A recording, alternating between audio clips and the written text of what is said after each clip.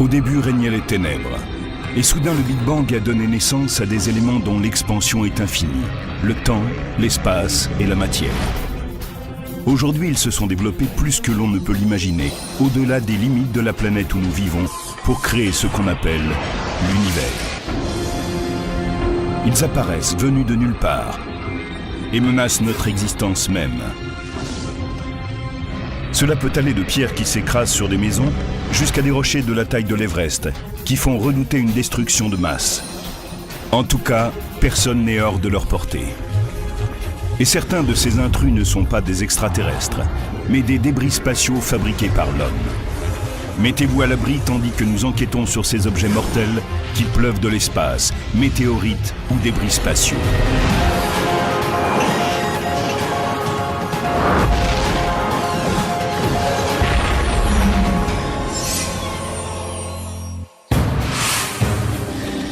« 23h39, 6 octobre 2008. L'observatoire de Catalina, en Arizona, note un événement inédit.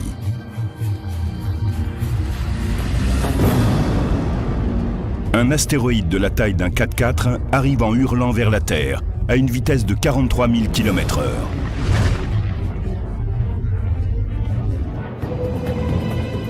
La communauté scientifique internationale est en alerte. Cet astéroïde va-t-il entrer en collision avec la Terre ? Cet objet avait ceci de particulier qu'il risquait de toucher la Terre.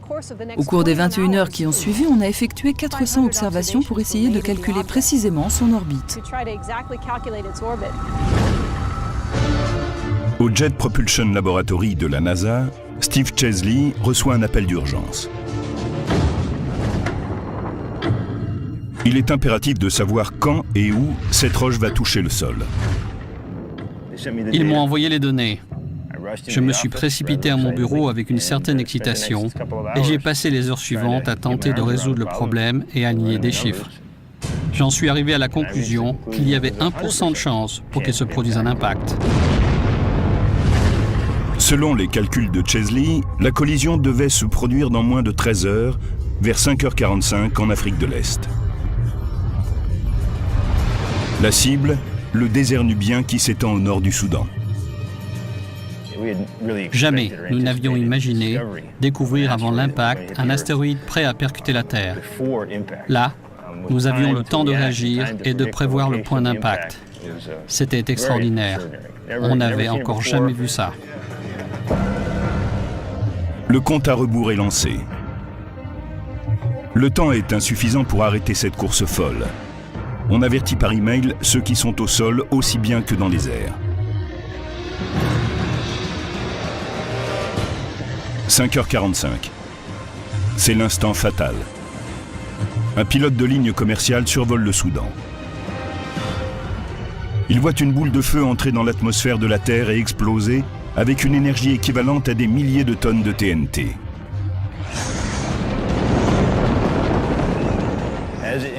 En entrant dans l'atmosphère, il s'est enflammé et s'est mis à briller. À un moment, les tensions exercées sur l'objet sont devenues si énormes à cause de la pression de l'atmosphère qu'il a tout simplement explosé. Le même bruit qu'un avion qui passe le mur du son. Au sol, à 37 km en dessous, la population soudanaise de retour de la prière du matin entend un bruit terrifiant. Les témoins voient une boule de feu lumineuse suivie de mystérieux éclairs de lumière qui déchirent le ciel.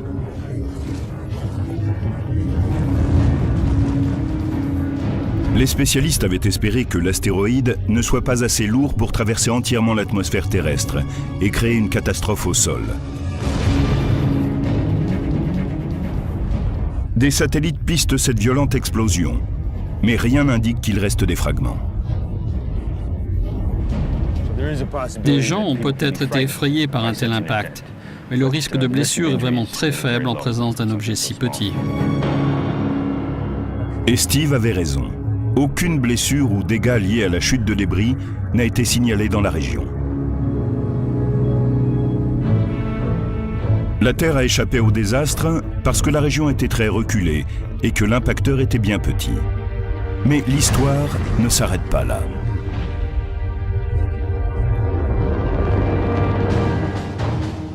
Décembre 2008. L'astronome Peter Yenniskens organise une équipe de recherche et de récupération à l'université de Khartoum au Soudan.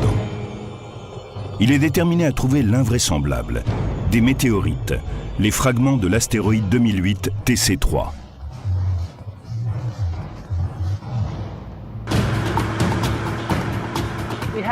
Nous avons affrété un autobus avec des étudiants impatients de commencer les recherches. Nous avons parcouru 29 km dans le désert avant d'arriver au lieu proche de l'explosion et de chercher des petits morceaux résiduels.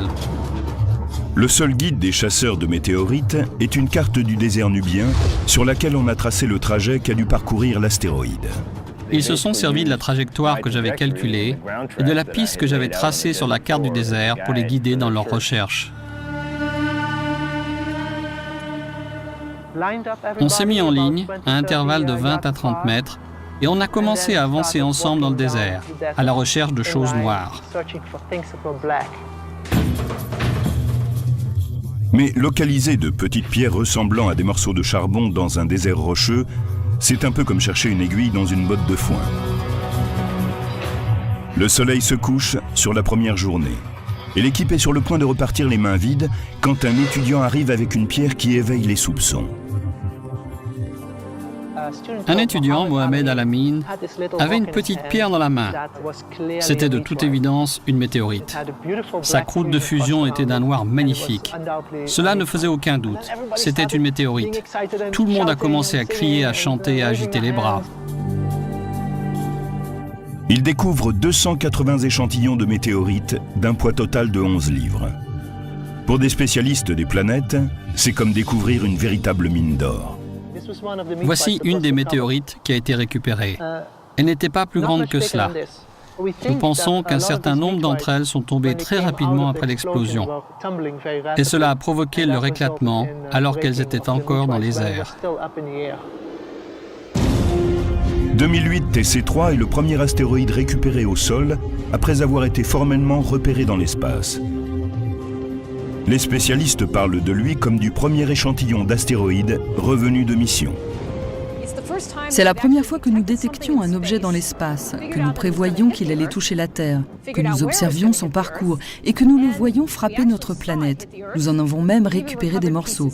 C'est remarquable. Cela a été une expérience fantastique pour nous. C'était un excellent test pour nous préparer à un éventuel impact plus important qui pourrait se produire un jour dans le futur.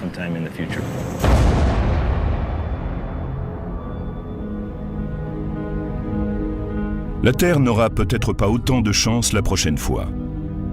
Aujourd'hui, les spécialistes pensent que 2008 TC3 faisait partie d'une roche bien plus importante venue de la ceinture d'astéroïdes, une région située entre Jupiter et Mars, où les astéroïdes et les comètes ont élu résidence. Dans cette région galactique surpeuplée, les restes fossiles datant de la formation du système solaire entrent de temps à autre en collision entre eux et donnent naissance à des roches plus petites. Ce sont ces fragments qui sont susceptibles de se diriger vers la Terre. La vitesse d'impact lors d'une collision entre deux astéroïdes est assez comparable à celle d'une balle de revolver. Les astéroïdes de la grande ceinture foncent les uns vers les autres à des vitesses de plus de 17 000 km/h. Mais une balle, quand elle sort de l'arme, quitte le canon à une vitesse 5 fois inférieure. Donc cela ne contente pas de produire des fragments. Cela explose littéralement en 1000 morceaux. Nous allons recommencer et installer notre petit astéroïde artificiel à une certaine distance avant de tirer. Comme il est difficile de se procurer de vrais astéroïdes, nous allons utiliser quelque chose qui y ressemble.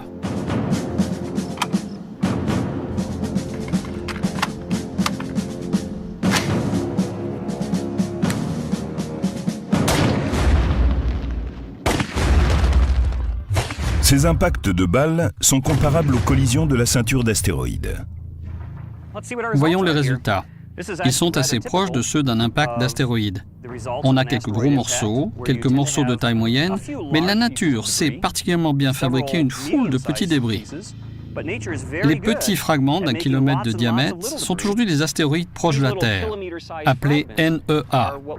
Ils ont fait leur chemin depuis la grande ceinture d'astéroïdes, et en entrant dans le système solaire intérieur, ils passent à côté de notre planète et parfois entrent en collision avec elle.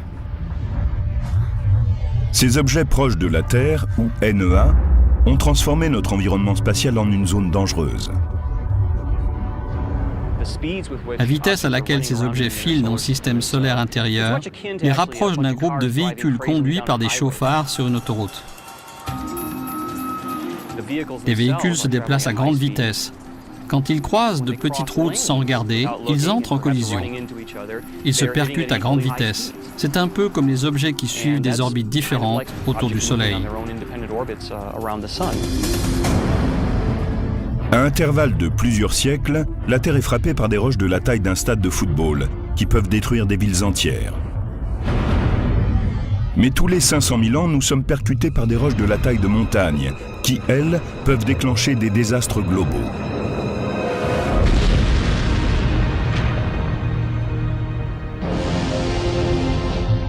L'atmosphère de la Terre, la couche de gaz qui entoure notre planète, brûle la plupart des matériaux. Mais parfois, des objets plus grands et plus lourds parviennent à la traverser. Dès qu'ils entrent dans l'atmosphère terrestre, ils ralentissent, freinés par l'atmosphère, et perdent ainsi presque toute leur vitesse d'entrée. On aperçoit en même temps une boule de feu, et une fois qu'ils ont perdu la vitesse avec laquelle ils sont entrés dans l'atmosphère, ils ne font plus que tomber à la surface de la Terre.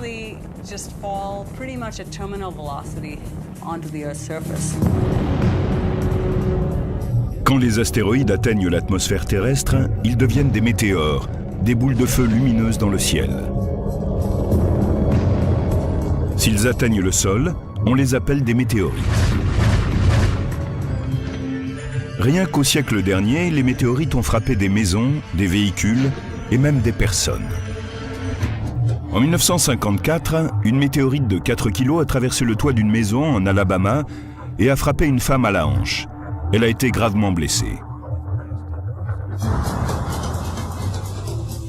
En octobre 1992, des vidéastes amateurs ont filmé une boule de feu qui traversait le ciel au-dessus de plusieurs États de la côte atlantique. La météorite de 14 kg s'est écrasée à l'arrière d'une voiture dans l'État de New York.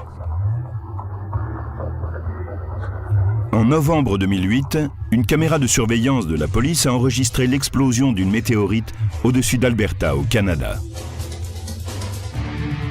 On avait les enregistrements vidéo qui prouvaient que ces objets tombaient vraiment du ciel. Ce qui est encore plus étonnant, c'est la preuve matérielle d'impact beaucoup plus important.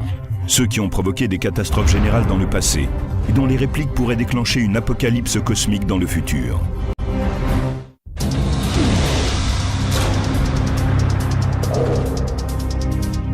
La Terre n'a pas toujours été une destination idéale pour les êtres humains.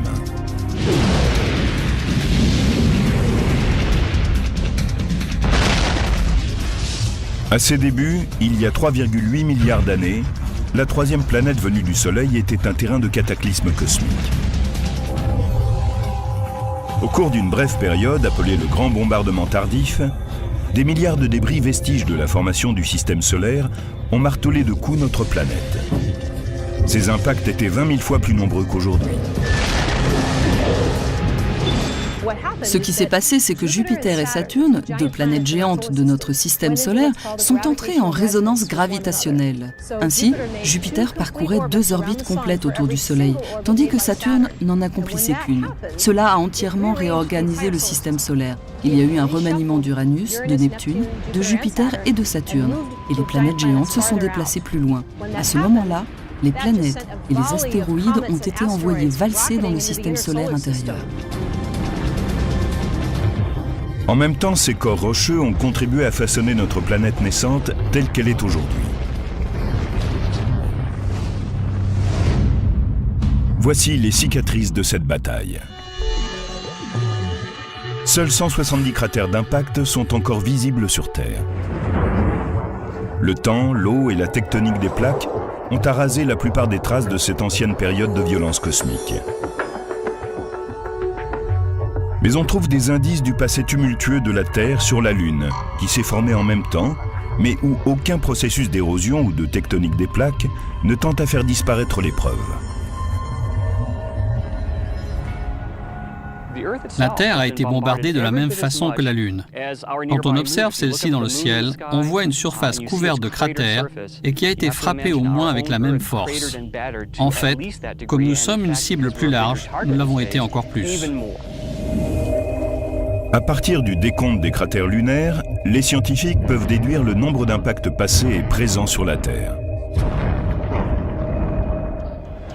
Les spécialistes peuvent deviner la taille et la composition des astéroïdes qui ont frappé la Terre en étudiant les caractéristiques des cratères formés. Nous allons essayer aujourd'hui de faire une expérience. Nous allons projeter des poids dans le sable et voir si nous pouvons en tirer une relation entre la taille de l'objet et celle du cratère ainsi créé.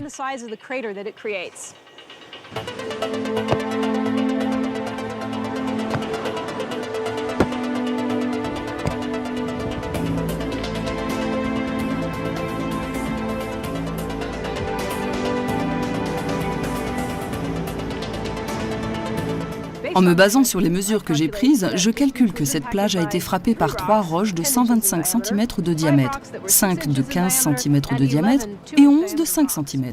Cette technique qui permet de mesurer la taille et la fréquence des cratères sur cette plage est très proche de celle qu'utilisent les spécialistes pour comprendre la fréquence des impacts qui ont eu lieu sur Terre.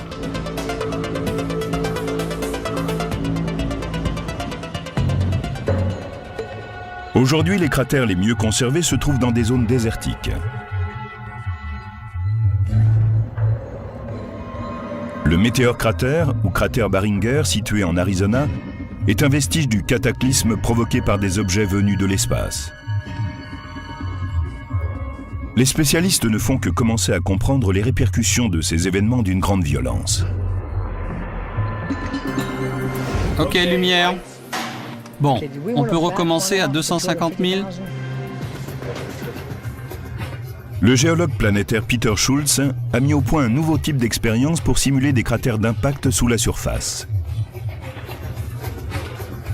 Au département de la NASA consacré au tir vertical de projectiles à très haute vitesse, la VGR, Schultz utilise un énorme canon à gaz léger de calibre 30 qui tire des projectiles sur différentes cibles à l'intérieur d'une chambre à vide. Aujourd'hui, nous allons essayer de regarder à l'intérieur du cratère quand il se forme. Pour cela, nous allons utiliser un bloc acrylique. Il est transparent, si bien qu'on peut observer le cratère quand il grandit, mais de l'intérieur plutôt que de l'extérieur. Cette petite bille représente l'astéroïde qui va percuter la Terre. Et maintenant, allons à l'intérieur. Nous sommes dans la chambre d'impact. C'est là où tout se passe.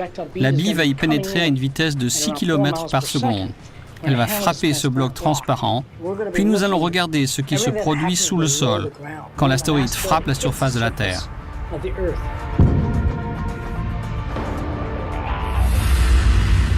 À l'extérieur de la chambre, des caméras à haute vitesse vont enregistrer l'impact sous différents angles. Dans la salle de contrôle, Schultz surveille le moniteur avec nervosité. High voltage.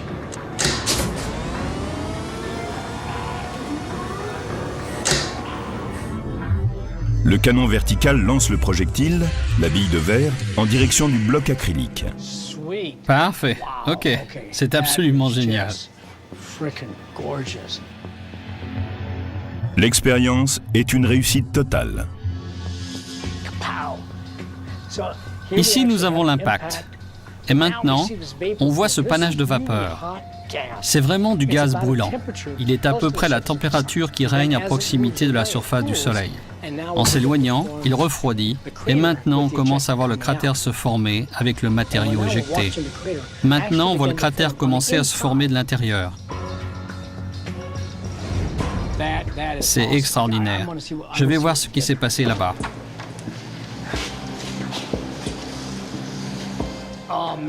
On y est arrivé. À présent, on peut observer comment ces failles se sont développées avec le temps. S'il s'agissait d'un impact important, elle s'agrandirait et le cratère entier pourrait s'effondrer à l'intérieur et disparaître. Les expériences sur les impacts au sein du département de la NASA ont éclairé notre connaissance des immenses destructions opérées par des astéroïdes tombés de l'espace. Quand on observe un impact, on ne voit pas seulement des crevasses et des craquelures. On voit aussi un panache de vapeur en train de se déployer. Tout cela affecte les formes de vie et par conséquent leur survie. Si cela venait à se reproduire de nouveau sur Terre, cela provoquerait une destruction encore plus importante.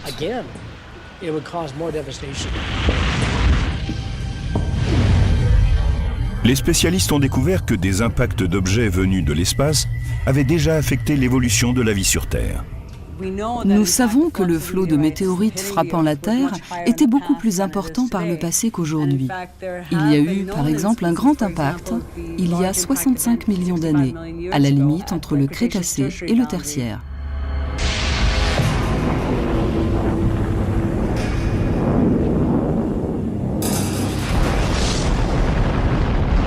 Il y a 65 millions d'années, un astéroïde de la taille de l'Everest a percuté la péninsule du Yucatan au Mexique, avec l'énergie d'une bombe de 100 millions de mégatonnes. L'impact a donné naissance à un cratère sous-marin de 160 km de large qui a été découvert dans les années 1980. Les spécialistes ont déterminé que cet impact avait déclenché des événements atmosphériques susceptibles d'avoir provoqué une extinction de masse. 75% des espèces préhistoriques, dont les dinosaures, auraient alors été anéanties.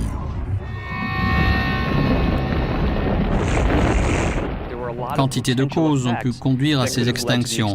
Par exemple, le réchauffement de l'atmosphère par les débris et les éjections peut avoir généré de monstrueux incendies, ou l'empoisonnement de l'atmosphère par des gaz émis par l'astéroïde atomisé. Ce fut le plus grand désastre écologique qu'on puisse imaginer. Mais était-ce la dernière fois qu'un astéroïde déclenchait une extinction de masse?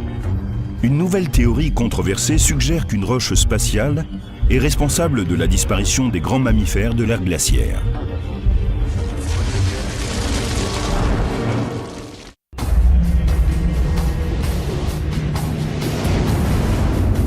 Les spécialistes meurent d'envie de savoir ce qui s'est produit il y a 13 000 ans. L'ère glaciaire touchait à sa fin. Le continent nord-américain était peuplé de grands animaux comme le mammouth laineux, le mastodonte, le paresseux géant ou Megatherium ou l'ours à face courte. Mais quelque chose a provoqué la disparition de 35 groupes d'espèces, d'après les vestiges fossiles que nous possédons. Beaucoup pensent que ce sont les paléo-indiens chasseurs-cueilleurs qui peuplaient l'Amérique du Nord qui ont exterminé les grands mammifères. Mais un récent indice étonnant laisse penser qu'un objet venu de l'espace pourrait avoir mené à leur perte ces créatures géantes. Il y a 13 000 ans, le climat a changé d'un seul coup et de façon dramatique. Il semble qu'un objet extraterrestre, une grande météorite, un astéroïde ou une comète, ait explosé dans l'atmosphère.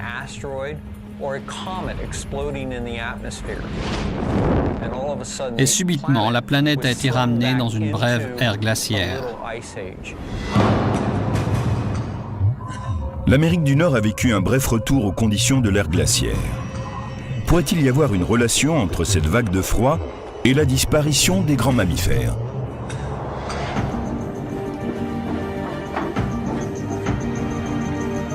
L'archéologue Ken Tankersley affirme avoir déterré la preuve d'un impact cosmique dans une caverne de l'Ohio.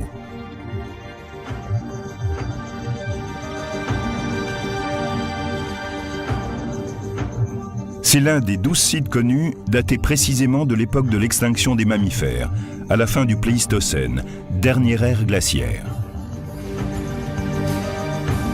Dans cette caverne, Tankersley et son équipe ont découvert les restes calcinés de plus de 60 espèces de plantes et d'animaux de cette période et des instruments de chasse de la culture paléo-indienne.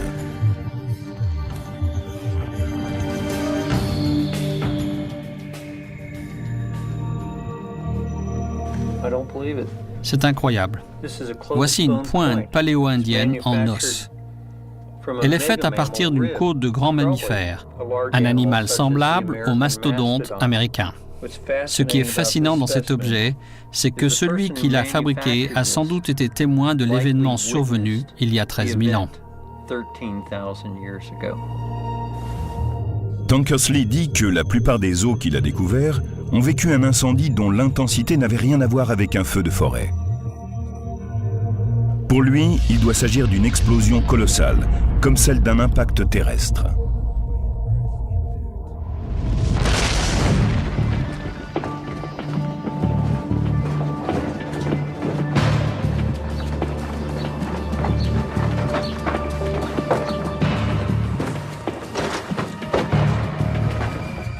Pour les archéologues, c'est une trouvaille exceptionnelle. Regardez ce que nous avons ici. Ce qu'il veut nous montrer est caché dans une couche géologique appelée strate noire, vieille de 12 900 ans. Ce type de strate a été découvert dans plus de 50 endroits en Amérique du Nord.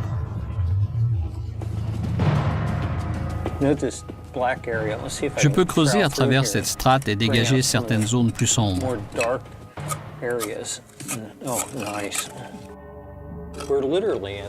À cet endroit, nous sommes en contact avec la fin de la dernière période glaciaire.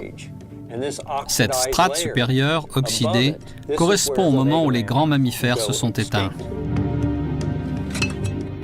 Certains spécialistes ont déclaré avoir trouvé à l'intérieur de cette couche de sédiments des preuves indubitables d'un impact cosmique. Des sphérules de carbone produites par des feux intenses. Des diamants choqués exposés à des températures et des pressions extrêmes.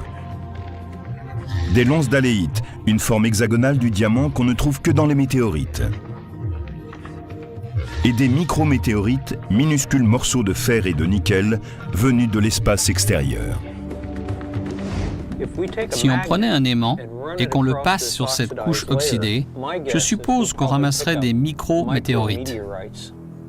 Vous voyez comment les sédiments y adhèrent. Une météorite sera attirée par cet aimant, tout comme le fer qui s'y colle ici.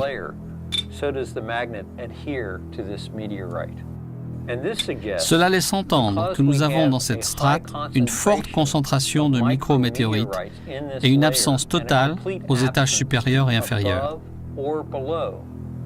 Il y a 13 000 ans, il s'est produit ici un événement catastrophique.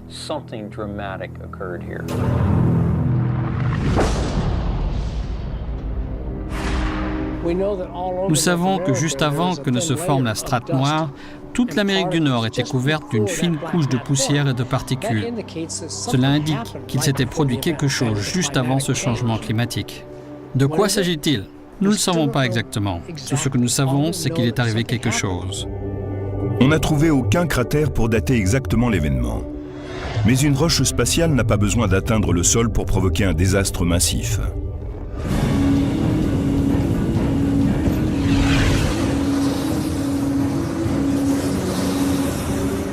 En 1908, un corps rocheux a percuté l'atmosphère à 10 km au-dessus de la Tunguska, une zone sauvage de la Sibérie.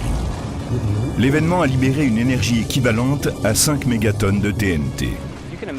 Vous pouvez imaginer ce qu'on ressent quand on fait un plat en se lançant d'un plongeoir en hauteur. Eh bien, un petit astéroïde éprouve une sensation similaire lorsqu'il est freiné subitement par la densité de la basse atmosphère.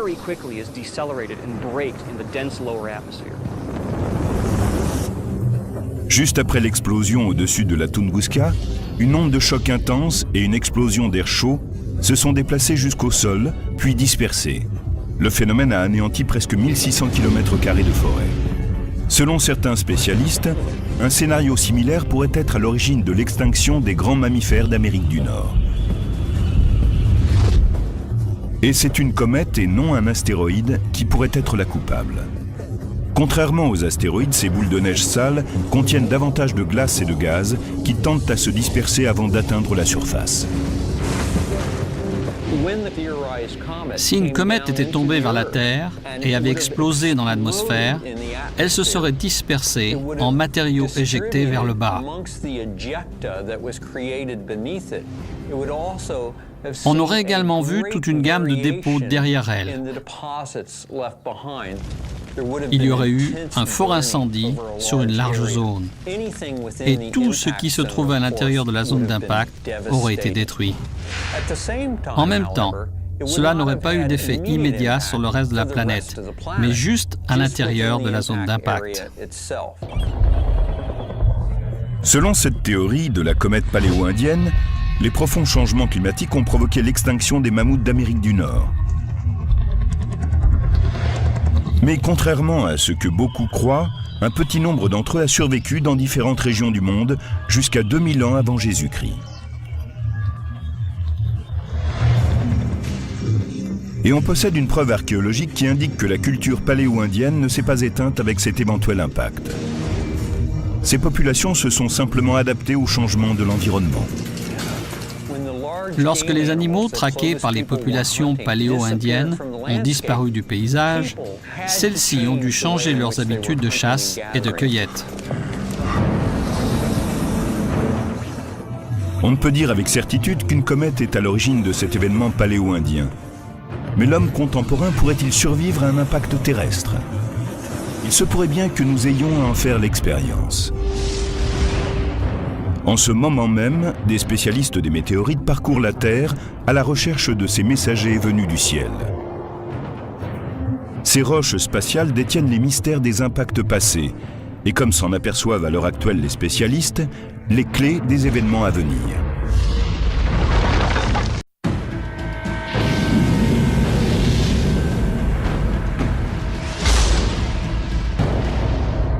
Extinction de masse.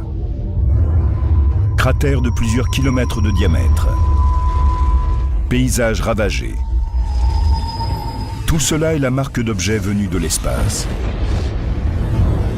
Depuis la formation du système solaire, des météorites font irruption sur notre planète. Mais où trouve-t-on ces roches ? Le plus facile pour découvrir ces météorites est d'arpenter les régions sèches et désertiques comme le Sahara ou les déserts froids comme l'Antarctique. La végétation y est rare et il n'y a guère d'autres roches avec lesquelles on pourrait les confondre. Mais des météorites tombent sur toute la surface de la Terre sans région de prédilection. La cosmochimiste Meenakshi Wadhwa a parcouru le monde à la recherche de météorites.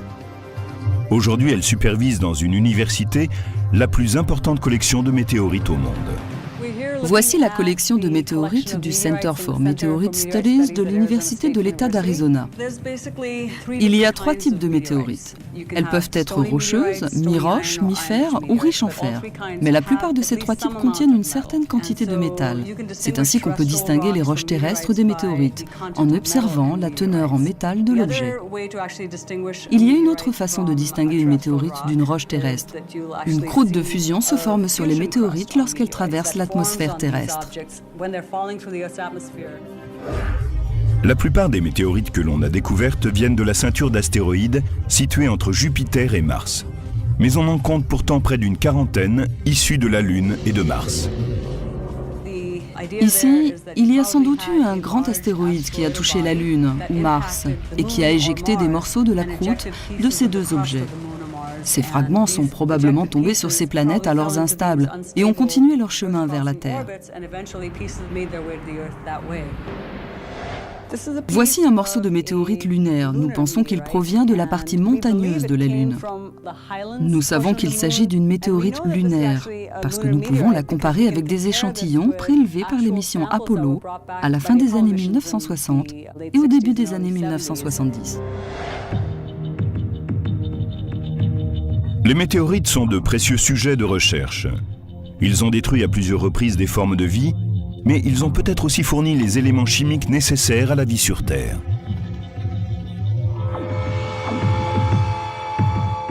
Voici peut-être une des météorites les plus étudiées au monde. Elle est tombée en 1959 au Mexique. Une chose intéressante à noter à propos de cette roche, c'est que ces grains blancs sont peut-être parmi les solides les plus anciens du système solaire. Ils dateraient de sa formation il y a 4,5 millions d'années. Ces grains blancs, combinés aux éléments chimiques de l'atmosphère et à des composants organiques terrestres, ont peut-être produit un mélange d'acides aminés qui sont les éléments premiers de la vie. Les météorites ont donc joué un rôle très important dans la formation de notre planète et dans l'évolution de la vie sur la Terre. Il se peut que les météorites aient fourni les éléments nécessaires à la naissance de formes de vie. Mais elles peuvent aussi être une source d'inquiétude quand elles arrivent sans prévenir.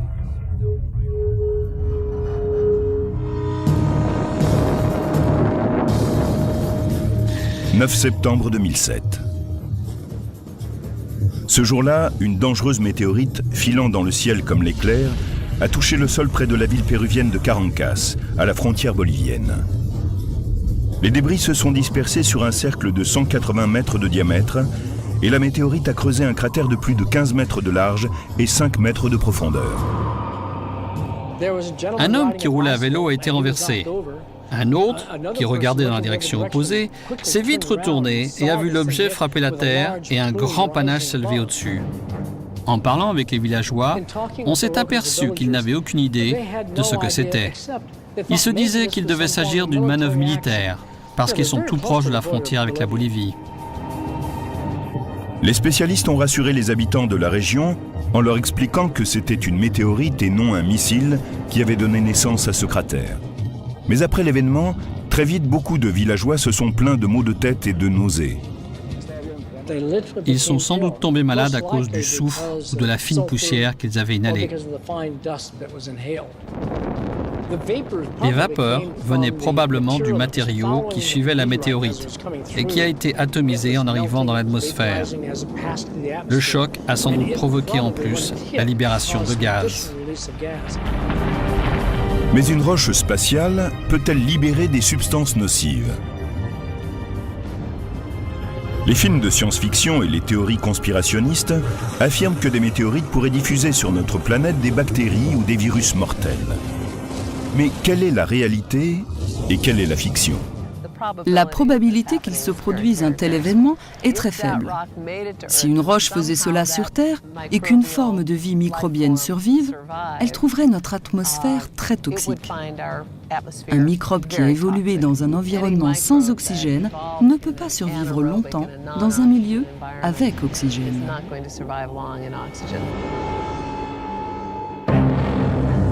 La probabilité que la météorite péruvienne ait déclenché une guerre microbienne est écartée. Mais si elle avait touché un village alentour, les conséquences auraient été bien plus graves. Cela aurait eu le même effet que si quelqu'un avait planté des bombes le long de la route. Il y aurait eu un trou si vaste qu'il aurait englouti plusieurs véhicules.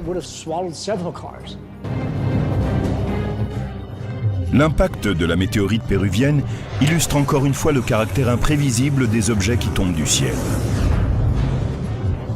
Mais les roches spatiales ne sont pas les seuls objets susceptibles de causer des dommages corporels. Plus de 200 objets de poids frappent chaque année notre planète. Et ils ne sont pas d'origine extraterrestre. Ils ont été fabriqués par l'homme.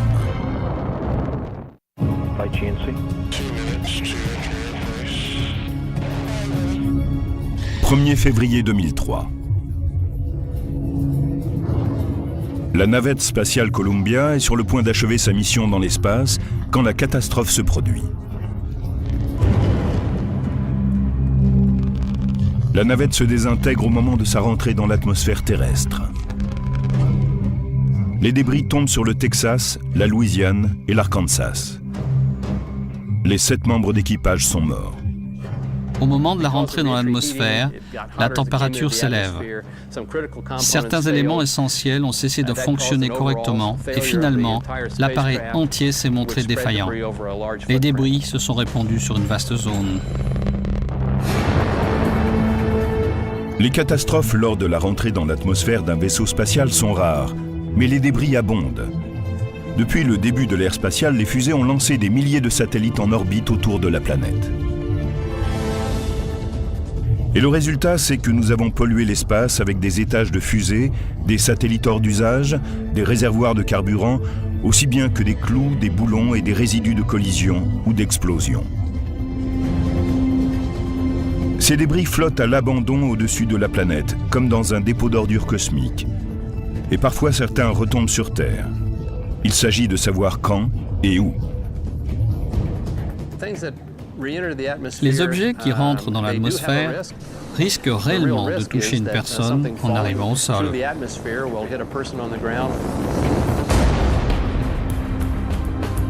5400 tonnes de débris spatiaux se sont déjà écrasées sur Terre. En 1979, Skylab, la première station spatiale, s'est désintégrée au-dessus de l'océan Indien et ses débris se sont dispersés jusqu'en Australie. En 1997, un morceau de métal fumant de la taille d'un DVD est tombé du ciel et a frôlé l'épaule d'une femme dans l'Oklahoma. Elle n'a pas été blessée. Mais à des centaines de kilomètres de là, ce réservoir en acier inoxydable a atterri près d'une ferme au Texas. Les deux éléments faisaient partie du même étage d'un lanceur Delta II. C'est un débris d'un lanceur qui était en orbite depuis 9 mois. Il est rentré dans l'atmosphère au-dessus du Canada et du nord des États-Unis. En descendant, il a dispersé un certain nombre de fragments autour de lui. Celui-ci était le morceau le plus important. À El Segundo, en Californie, des spécialistes de l'Aerospace Corporation étudient les débris spatiaux pour découvrir les matériaux qui résistent à la rentrée dans l'atmosphère et minimiser ainsi les risques dans l'avenir. Voici les vestiges d'une fusée qui a placé un satellite GPS en orbite. Elle a été trouvée en Arabie Saoudite. C'est en titane. C'est un matériau qui a un seuil de fusion très élevé. C'est une des raisons pour laquelle il est si bien conservé. Il se déplaçait à une vitesse d'environ 200 km/h quand il a touché le sol. Pourquoi ces objets retombent-ils sur Terre? La plupart des débris spatiaux se trouvent dans l'orbite basse de la Terre, à environ 950 km au-dessus de la surface de la planète. Les objets peuvent rester 10 à 100 ans dans l'espace, puisque l'air n'oppose pas de résistance. Mais ils peuvent également subir un déclin d'orbite. Ils perdent alors leur énergie à cause de la faible résistance atmosphérique et la force gravitationnelle de la Terre va les attirer dans son atmosphère. Certains satellites tombent assez vite et d'autres après un long délai, simplement parce qu'ils commencent à frôler l'atmosphère terrestre avec une force qui va croissante avec le temps. Cette petite force va finir par les attirer hors de leur orbite et c'est à ce moment-là qu'ils rentrent dans l'atmosphère terrestre. La plupart des débris s'enflamment au cours de la rentrée et sont pulvérisés. Mais certains morceaux plus solides, composés d'acier inoxydable ou de titane, résistent à des chaleurs exceptionnelles. Après avoir traversé les régions denses de l'atmosphère, ils tombent en chute libre.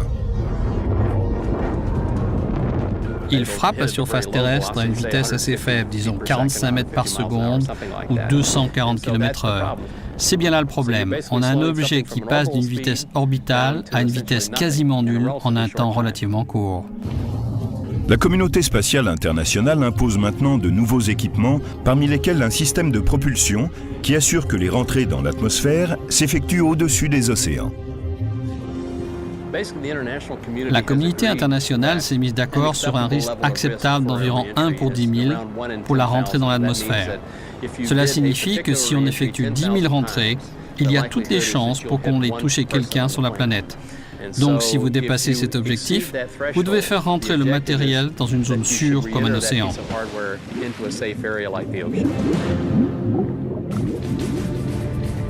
Mais ces nouvelles directives ne changent rien aux milliers de débris qui sont déjà dans l'espace. Malheureusement, beaucoup d'objets spatiaux ont été conçus avant ces nouvelles instructions. Et ils continuent à descendre lentement. Il faudra un moment avant que ces mesures prennent entièrement effet. Ce n'est pas de la science-fiction. Des objets fabriqués de la main de l'homme continuent à tomber sur la Terre. Les spécialistes doivent scruter le ciel en permanence pour découvrir les objets susceptibles de détruire une région, ou pire, l'humanité entière.